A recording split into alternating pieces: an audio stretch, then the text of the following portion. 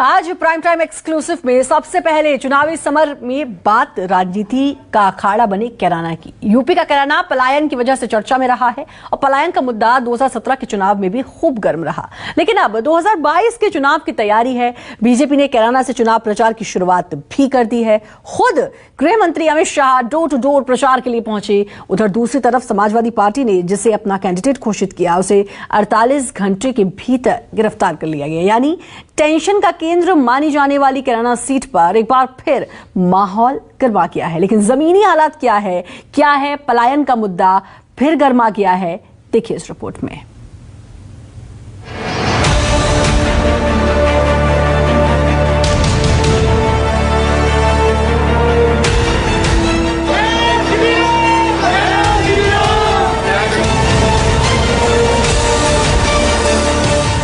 UP की सियासत में जब जब कैराना का जिक्र होता है सामने ऐसी ही तस्वीर उभरती है। पलायन, पलायन और पलायन। 2014 का लोकसभा चुनाव हो या 2017 का विधानसभा चुनाव, पलायन वो मुद्दा है जिसकी वजह से कैराना सीट हमेशा टेंशन का सबसे बड़ा केंद्र बनती रही। 2022 में भी ऐसा ही है। इसकी दो वजह है। समाजवादी पार्टी प्रत्याशी नाहिद हसन की गिरफ्तारी, गृह मंत्री अमित शाह का कैराना से प्रचार शुरू करना। चुनाव से ठीक पहले कैराना का टॉपिक ट्रेंडिंग तब बना जब नाहिद हसन को टिकट दिए जाने के 48 घंटे के अंदर गैंगस्टर एक्ट में गिरफ्तार कर लिया गया। कयास लगे कि नाहिद का नामांकन खारिज होगा, अखिलेश कैंडिडेट बदलेंगे, लेकिन ऐसा कुछ नहीं हुआ। अब ये क्लियर है कि नाहिद हसन जेल से चुनाव लड़ेंगे, वो भी एसपी के ही टिकट पर। दूसरी तरफ बीजेपी ने यूपी में चुनाव प्रचार की शुरुआत कैराना से की। खुद गृह मंत्री अमित शाह ने कैराना प्रत्याशी मृगांका सिंह के साथ 22 जनवरी को कैराना में डोर टू डोर प्रचार किया।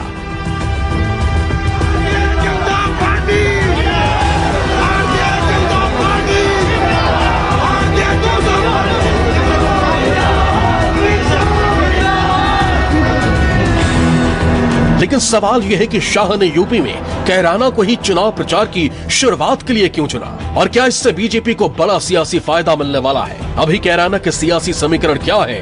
हमने ये सवाल पार्टी नेता या प्रवक्ता से नहीं बल्कि कैराना के लोगों से ही पूछा। तो ये यहाँ सपा से विधायक रहे हैं नाहिद हसन, अभी भी उनका टिकट हुआ था, तो अभी वो सपा के कैंडिडेट हैं। चुनाव से पहले उनकी गिरफ्तारी क्या मायने रखती है? देखो जी, चुनाव से पहले उनकी गिरफ्तारी है, वो उनका अपना मैटर है, वो क्या है क्या नहीं, उस राजनीति के मसले से मुझे कोई वो नहीं है। क्या कोई फर्क पड़ेगा कैराना की जनता पर? कुछ नहीं फर्क पड़ने का, कोई फर्क नहीं पड़ने का।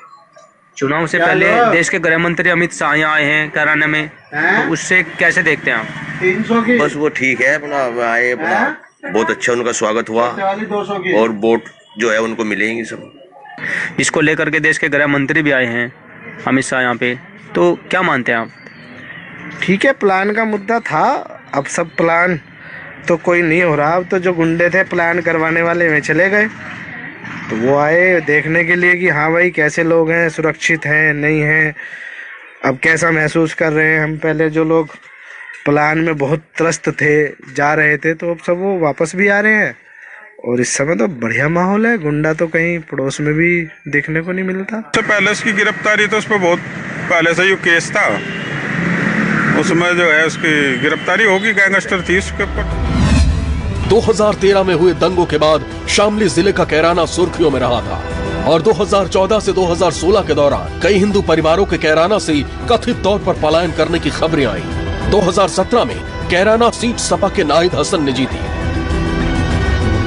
लेकिन कैराना का माहौल साल 2014 और 2017 के मुकाबले पूरी तरह बदला हुआ है। अब यहाँ से लोगों के पलायन की कोई खबर नहीं है। स्थानीय लोगों का मानना है कि पलायन की बड़ी वजह बेरोजगारी और आपराधिक घटनाएं थी जो अब करीब करीब खत्म हो चुकी हैं। क्या नाम है आपका? राकेश गोयल। राकेश जी, आप कैराना में रह रहे हैं, तो किस तरह का माहौल है अभी यहाँ पे? जब से योगी सरकार आई बहुत अच्छा माहौल है जी, हर आदमी सुरक्षित है, बहन बेटी सुरक्षित है। 2017 से पहले नहीं था ये माहौल। पहले कैसा माहौल था? पहले तो रंगदारी की चिट्ठी आती थी, बदमाशी होती थी, गुंडागर्दी रहती थी, अब ऐसा नहीं है। आप ही के पड़ोस में हैं जो हाँ। पलायन करके गए थे? अमित शाह जी मेरे पड़ोस में आए थे। मेरी एक दुकान छोड़कर दुकान है, वहीं पर आए थे। उनके यहाँ भी रंगदारी की चिट्ठी आई थी 20 लाख रुपए की। अच्छा, फिर क्या हुआ? फिर वो यहाँ से छोड़कर चले गए। क्या रंगदारी जो मांगी गई थी वो दी गई थी? नहीं जी, उन्होंने नहीं दी, वो तो चले गए थे यहाँ से रातों रात। अच्छा, प्लान पहले था, मतलब जो है प्लान भी जो हुआ सिर्फ बदमाशों के लिए हुआ, वैसे कोई वो नहीं है, प्लान नहीं हुआ। किसी मुसलमान ने किसी हिंदू को कोई परेशान नहीं किया, किसी हिंदू ने किसी मुसलमान को परेशान नहीं किया। बहुत अंतर है जी। पहले तो अब हालात थे नहीं दुकान में बैठने लायक। 2017 में जो योगी जी की सरकार बनी उसमें इतना अच्छा माहौल रहा, बहुत बढ़िया प्रशासन का हिसाब रहा, सब कुछ बहुत अच्छा रहा। दुकान पर किसी टाइम बैठो, किसी टाइम आओ, कोई दिक्कत नहीं है। कथित तौर पर पलायन को लेकर कहा गया कि हिंदू परिवारों ने कैराना से पलायन किया और लोगों ने धर्म विशेष से परेशान होकर अपने घरों के बाहर लिख दिया था कि मकान बिकाऊ है। लेकिन 2022 की तस्वीर पूरी तरह बदली हुई है। कैराना में हिंदू मुस्लिम के बीच भाईचारे और एकता की तस्वीर ही दिखाई दे रही है। और हिंदू मुस्लिम में भाईचारा कैसा है? हिंदू मुस्लिम भाईचारा कैराना मिसाल है इस चीज की। यहाँ पर हिंदू मुस्लिम झगड़ा कभी हुआ ही नहीं। हिंदू मुस्लिम का तो यहाँ ऐसा मसला है जी, बाबू हुकम सिंह ने जो है पहले मुद्दा उठाया था प्लान का, ऐसा कुछ नहीं है। बड़े बड़े नेता बाहर से आए भी, सर्वे भी हुआ, यहाँ ऐसा कुछ नहीं मिला। ये सिर्फ एक राजनीतिक मुद्दा उठाया हुआ है। और आप और भी जगह सर्वे करोगे, हमारा प्यार आज भी है और कल भी था और हमेशा रहेगा हिंदू मुस्लिम का। तो 48 से लेकर आज तक के कोई हिंदू मुस्लिम का दंगा नहीं हुआ।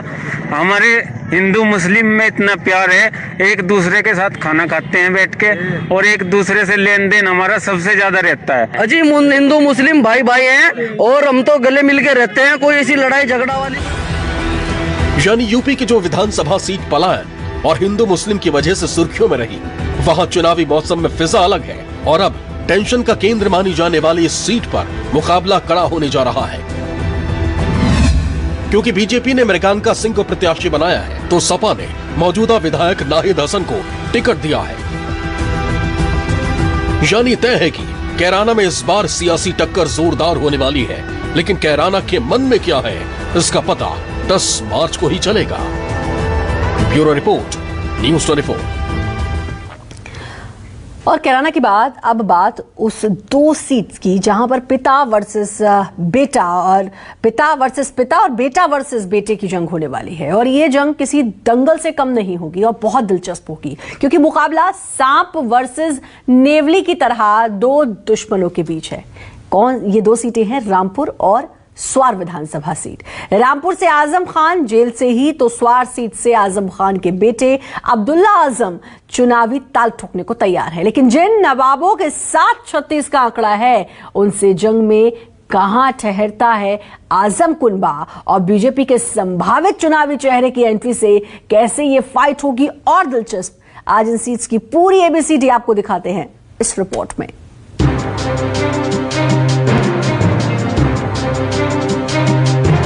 रामपुर जहां है तो वैसे 5 विधानसभा सीट, लेकिन 2022 के चुनाव में यहां की 2 सीट सियासत का सबसे बड़ा हॉटस्पॉट बन गई है। रामपुर शहर और स्वार, जहां मुकाबला बेहद मजेदार होने की उम्मीद है। इन दोनों में से एक पर पिता बनाम पिता और एक सीट पर पुत्र वर्सेस पुत्र की टक्कर ने माहौल दिलचस्प बना दिया है।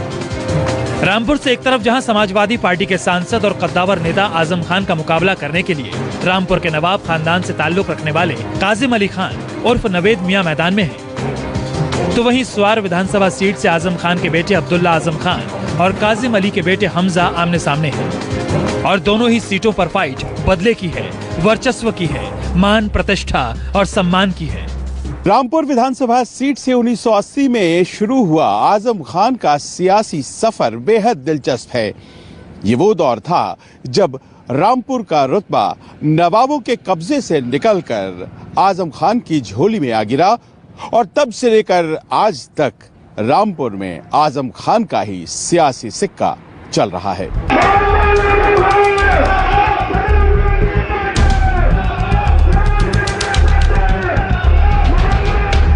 रामपुर में समाजवादी सांसद और सीतापुर जेल में बंद आजम खान और नवाब खानदान यानी नूर महल के बीच सियासी अदावत लंबे वक्त से है।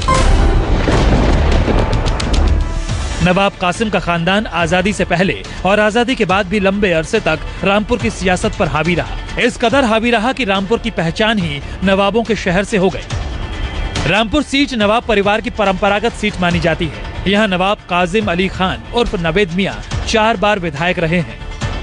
आज भले नवाब खानदान सत्ता का हिस्सा नहीं है, लेकिन आज भी रामपुर की सियासत में उनकी खनक कम नहीं हुई है।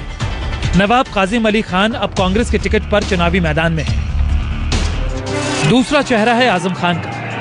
वो आजम खान जिनकी रामपुर के नवाबों से अदावत थी, इतनी कि ताकत में आते ही आजम खान ने कभी नवाबों का किला तोड़वा दिया तो कभी नवाबों के नाम का गेट।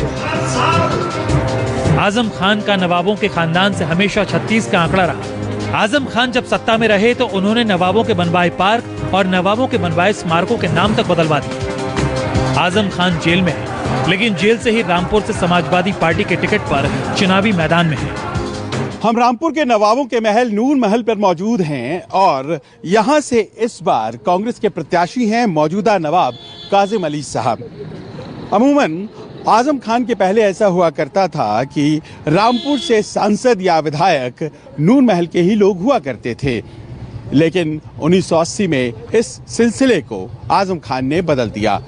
अलीगढ़ से पढ़कर लौटे और चुनाव में खड़े हो गए, जीत गए और उसके बाद उन्होंने पीछे पलटकर नहीं देखा। आजम खान का नवाब खानदान से हमेशा 36 का आंकड़ा रहा। उन्होंने जब राजनीति की शुरुआत की तब रामपुर की सियासत में नवाब खानदान का दबदबा था। नवाब जुल्फिकार अली खान उर्फ मिक्की मियां सांसद थे। वो 5 बार सांसद रहे। उनकी मौत के बाद उनकी पत्नी बेगम नूर बानो 2 बार सांसद चुनी गई। उनके बेटे नवाब काजिम अली खान उर्फ नवेद मियां 5 बार विधायक चुने गए और प्रदेश सरकार में मंत्री भी रहे। और अब एक बार फिर नूर महल के नवाब चुनावी मैदान में हैं और सामने है पुराने राजनीतिक दुश्मन आजम खान। चुनाव लड़ रहे हैं इस बार और एक चैलेंज के तौर पर आपका परिवार हमेशा से इस क्षेत्र में रहा है। नहीं, देखिए ऐसा है कि कभी कोई क्लैश नहीं हुआ था, क्योंकि मेरे वालिद जो थे, मेरी फादर मदर दोनों मेंबर्स ऑफ पार्लियामेंट रहे, तो वो कभी एमएलए का चुनाव तो लड़े नहीं और आजम पहले कभी एमपी का चुनाव नहीं लड़ा, तो कोई क्लैश नहीं था। क्लैश आया अभी हाल ही में, जो अभी जो चुनाव हुआ था 2019 में, उसमें पहली दफ़ा वो एमपी का चुनाव लड़ा और हमारे परिवार से कोई एमएलए लड़ा नहीं। तो अब पहली दफ़ा मैं शहर विधानसभा में, जो जिसे रामपुर सदर की सीट कहते हैं, 37 रामपुर सदर, उससे मैं पहली दफ़ा लड़ रहा हूँ। वो बात कही जा रही है उनके समर्थकों के द्वारा कि देखिए 100 मुकदमे, और वो भी पिछले कुछ 2-3 सालों में, देखिए कि कितना बड़ा अन्याय है ये। नहीं, समर्थक तो समर्थक ही रहेंगे, समर्थक तो उन्हीं की बातें कहेंगे। पर 100 मुकदमे रामपुर में समर्थक कह रहे हैं कि सापा की सरकार आ रही है। रामपुर कोई यूपी थोड़ी है, रामपुर तो 1/403 है। बिल्कुल सही बात। तो इट्स नॉट यूपी। तो वो तो अब मुर्दे को ऑक्सीजन देते रहेंगे कि सरकार आ रही है, वो आ रहा है, ये आ रहा है, ये तो चलते रहेंगे, क्योंकि नहीं तो सब भाग जाएंगे उनको। रामपुर शहर की तरह स्वार विधानसभा सीट पर भी मुकाबला पारिवारिक और प्रतिष्ठा का है। स्वार विधानसभा सीट से रामपुर के पुराने दुश्मन परिवारों के बेटे चुनावी मैदान में हैं। स्वार विधानसभा सीट से समाजवादी के टिकट पर जमानत पर छूटे आजम खान के बेटे अब्दुल्ला आजम खान चुनावी मैदान में हैं। तो दूसरी तरफ नवाब खानदान से नवाब काजिम अली के बेटे हमजा मियां अब्दुल्ला आजम के खिलाफ खड़े हुए हैं। आपको बता दें कि हमजा मियां ने कांग्रेस छोड़कर अपना दल एस ज्वाइन किया है और बीजेपी से गठबंधन कर चुनाव लड़ रही अपना दल एस के हिस्से में स्वार विधानसभा की सीट है। ऐसे में हमजा मियां को टिकट मिलने के पीछे बीजेपी की भी मौन सहमति मानी जा रही है। बीजेपी राज में अपनी प्रतिष्ठा और जनाधार खो चुके आजम खान पूरे जोर शोर से राजनीति में वापसी की तैयारी कर रहे हैं। आजम खान के बेटे भी पिता और खुद को सियासत के मुख्य धारा से जोड़ने के लिए जी जान से जुटे हैं। अब जबकि इस बार नहीं रहेंगे आजम खान साहब इस चुनाव में मौजूद हैं, क्या असर पड़ेगा? ना, कोई असर नहीं पड़ेगा। आजम भाई ने वहीं से आशीर्वाद दे दिया है अब्दुल्ला भाई को। इंशाल्लाह अब्दुल्ला भाई सब तहसीलों में काम करेंगे और इतनी जबरदस्त काम करेंगे, हमारी पहले से भी बढ़त के सीट जीतेंगे। आप जानते हैं कि यहाँ से वो मौजूद नहीं रहेंगे, यहाँ से वो उम्मीदवार हैं। आजम खान की मौजूदगी हर एक समाजवादी वोटर्स और हर एक उनके चाहने वाले के दिल में है। इंशाल्लाह उनकी गैर मौजूदगी रामपुर वालों को इस बात का एहसास रामपुर वाले दिला देंगे कि अब कैसे लोगों की जमानतें जब्त हो जाएंगी इंशाल्लाह। आपको क्या लगता है उनकी गैर मौजूदगी जो है वो असर करेगी और कैसे करेगी? जबरदस्त असर करेगी उनकी गैर मौजूदगी। इंशाल्लाह बहुत अच्छे वोटों से जीत होगी इंशाल्लाह ताला। और देखिए वो जब मौजूद रहते हैं, ऑर्गेनाइज करते हैं, चीज़ों को आजम आज अब्दुल्ला अब तो दूसरा ही चुनाव लड़ रहे हैं, वो तो 10वां चुनाव लड़ रहे हैं, तो जाहिर है कि उसका उनको फायदा होता उनकी मौजूदगी का। अब कैसे इस बार उससे ज्यादा वोटों से जीत होगी इंशाअल्लाह ताला। अवाम मोहब्बत बहुत है। बेवजह उन्होंने जेल में डाल रखा है, इसलिए बेवजह जेल में डाल रखा है, इसलिए जितने भी लोग हैं उन्हें और ज्यादा मोहब्बत हो गई। उत्तर प्रदेश में पूरे योगी और मोदी का 80 और 20 का आंकड़ा बदल गया, अब उल्टा हो गया। क्या हो गया? 80 ये तरह हो गया, 20 उधर हो गया, मोदी की तरफ, योगी की तरफ। कौन? 80 हमारा, अच्छा, समाजवादी का। 80 समाजवादी का कैसे हो गया? हो गया, सारा समाज हो गया। यूपी जवाब दे रहा है, यूपी जिंदाबाद, इत्तेहाद जिंदाबाद, हिंदू सारी जाति जिंदाबाद, सब पिछड़ी जाति जिंदाबाद। आजम खान रामपुर शहर की सीट से 9 बार विधायक रहे हैं। आजम खान के बेटे अब्दुल्ला आजम भी स्वार विधानसभा से चुनाव जीते थे। उन्होंने नवाब नवेद मियां को 65,000 वोटों से हराया था, लेकिन फर्जी आयु प्रमाण पत्र लगाने की वजह से उनकी विधायकी रद्द हो गई। लेकिन अब्दुल्ला खान एक बार फिर चुनावी मैदान में है और इस बार उनका सामना पिता की हार का बदला लेने की तैयारी कर रहे नवाबजादे से है। जो पक्ष में होंगे वो 10 में से 9 होंगे, और जो विरोध में होंगे वो एक का भी ये होगा कि ठीक है, हो सकता है वो भी उन 9 के साथ शरीक हो जाए। पर इतना कॉन्फिडेंस कैसा? आप तो अभी बहुत दिन से गायब थे। एक बात बताऊं, ठीक है हम 2 साल से जेल में थे, लेकिन 40 साल आजम साहब ने जो काम किए, जो लोगों की खुशी और गम में उनके साथ रहे, उनके मुद्दों के लिए लड़े, वो लोग नहीं भूले। आप अगर ये चाहें और अगर ये किसी की सोच है कि आजम खान साहब अगर जेल में हैं तो उनकी जगह खाली हो जाएगी, तो आज ही प्रोग्राम था, मैं वर्चुअली जुड़ा हुआ था और मैंने लोगों से इस बात को कहा कि जब भी अगली बार इंतज़ाम करें तो जिस तरीके से कुर्सी आजम खान साहब की पड़ती थी उसी तरीके से पड़ेगी, क्योंकि उनकी सोच, उनकी दुआएं, उनकी सरपरस्ती, उनके ख्यालात मेरे नहीं हर रामपुर वाले के साथ। रामपुर की चुनावी सियासत को एक और चेहरे ने दिलचस्प और त्रिकोणीय बना दिया है, और ये चेहरा है बीजेपी के टिकट से विधायकी का ताज लेने उतरे आकाश सक्सेना का। बीजेपी ने आकाश सक्सेना को आजम खान को जेल पहुंचाने का नाम दिया है। आकाश सक्सेना का परिवार बीजेपी से दशकों से जुड़ा हुआ है। उनके पिता शिव बहादुर सक्सेना कल्याण सिंह सरकार में मंत्री रह चुके हैं। शिव बहादुर रामपुर की स्वार टांडा विधानसभा सीट से बीजेपी के टिकट से 4 बार विधायक रह चुके हैं। आकाश सक्सेना के लिए राजनीति नई नहीं है। आजम खान के खिलाफ उन्होंने 30 से ज्यादा मुकदमे दर्ज कराए हैं, जो कि आजम खान और उनके बेटे अब्दुल्ला खान की जेल जाने की बड़ी वजह बना है। देखिए, पिछले 5 सालों की, ऐसा नहीं है कि सारे मुकदमे 5 सालों के बाद सामने आए। आवाज़ तो हमने जब मंत्री थे आवाज़ तब से उठाते थे, लेकिन आवाज़ सुनी नहीं जाती थी। जैसे ही योगी सरकार बनी, सरकार बनने के बाद हमने अपनी शिकायतों को रखा, शिकायतें सही पाई गईं और मुकदमे वहाँ पर दर्ज होते गए। एक भी मुकदमा हमारा ऐसा नहीं है, क्योंकि समाजवादी के लोग जो बड़े नेता हैं वो कहते हैं कि सब मुकदमा राजनीतिक है और मुकदमा गलत है, इस तरह ये लिखाया गया है। एक भी मुकदमा मैं आपको बता देना चाहता हूँ, कोई मुकदमा पेपर एविडेंस के आधार पे नहीं है। ये आप देखिए, ये बात सही है कि देश आज़ाद होने के बाद आज तक यहाँ पर भारतीय जनता पार्टी नहीं जीती है। भारतीय जनता पार्टी ने मुझ पर विश्वास किया है और भारतीय जनता पार्टी ने रामपुर की नगर विधानसभा में कमल खिलाने भेजा है और मैं कमल खिलाने जा रहा हूँ। कहते हैं दिल्ली का रास्ता उत्तर प्रदेश से होकर निकलता है, और इस बार यूपी में सत्ताधारी बीजेपी और अखिलेश यादव के बदले नेतृत्व में समाजवादी पार्टी जीत का हर समीकरण सेट करने में जुटी है, जिसमें हर सीट, हर विधायक मायने रखता है। लेकिन रामपुर और स्वार के हालात बता रहे हैं कि मुकाबला आसान नहीं। अदावत और बगावत की आग नतीजों को किस करवट ले जाती है, ये देखना बेहद दिलचस्प होगा। रामपुर से संजीव त्रिवेदी के साथ ब्यूरो रिपोर्ट, न्यूज़ 24। और अब बात यूपी चुनाव के एक और टेंशन सेंटर की, जिस पर सियासत खूब हो रही है, वो है कानपुर का बिकरू गांव, जहां कभी गैंगस्टर विकास दुबे का खौफ था, दबदबा था। पंचायत चुनाव से विधानसभा चुनाव तक सियासी दखल था। अब विकास दुबे तो मारा जा चुका है, लेकिन उसके नाम पर राजनीति करने वाले कम नहीं हैं। यही वजह है कि कानपुर की बिल्हौर विधानसभा सीट पर भी सियासी रंग चढ़ा है। लेकिन बिल्हौर किसके साथ है, ये जानने के लिए न्यूज़ 24 के रिपोर्टर ग्राउंड जीरो पर पहुंचे।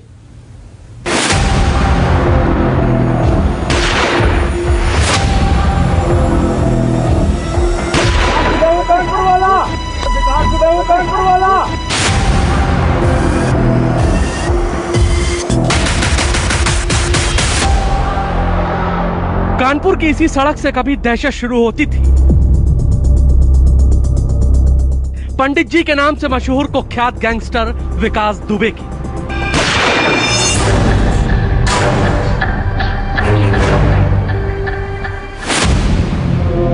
बिल्हौर विधानसभा सीट का बिकरू गांव, जहां विकास दुबे की तूती बोलती थी, जहां उसका खौफ था, जिस गांव की गलियां 2 जुलाई 2020 को 8 पुलिस वालों के खून से रक्त रंजित हो गई।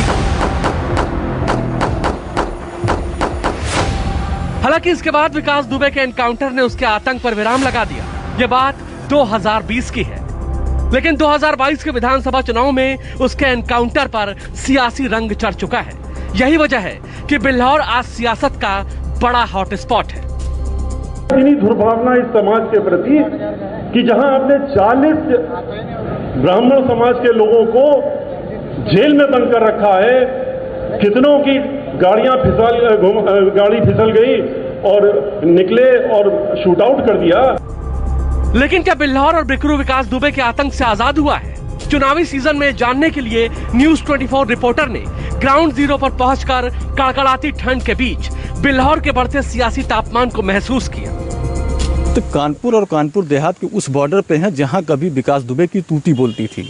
हर चुनाव में विकास दुबे का एक फरमान जारी होता था और विकास दुबे ही तय करता था कि इस चुनाव में जीतेगा कौन और हारेगा कौन।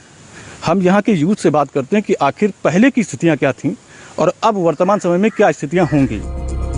लोगों ने हमें क्या बताया, ये जानने से पहले समझिए विधानसभा चुनाव में विकास दुबे का टॉपिक ट्रेंडिंग क्यों है।